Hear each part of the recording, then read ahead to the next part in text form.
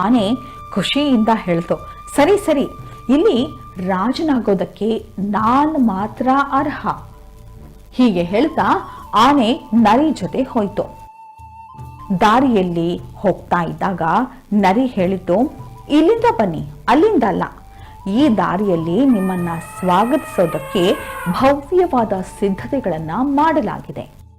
ನರಿ ಮತ್ತು ಆನೆ ಹಾದು ಹೋಗ್ತಾ ಇದ್ದ ದಾರಿಯ ಮಧ್ಯದಲ್ಲಿ ಒಂದು ದೊಡ್ಡ ಕೆಸರಿನ ಹೊಂಡ ಇತ್ತು. ನರಿ ನಿಧಾನವಾಗಿ ಹೆಜ್ಜೆ ಹಾಕ್ತಿದ್ದಾಗ ಆನೆ ಮೋಜು ಮಸ್ತಿ ಮಾಡಿಕೊಂಡು ಹೋಗ್ತಾ ಇತ್ತು.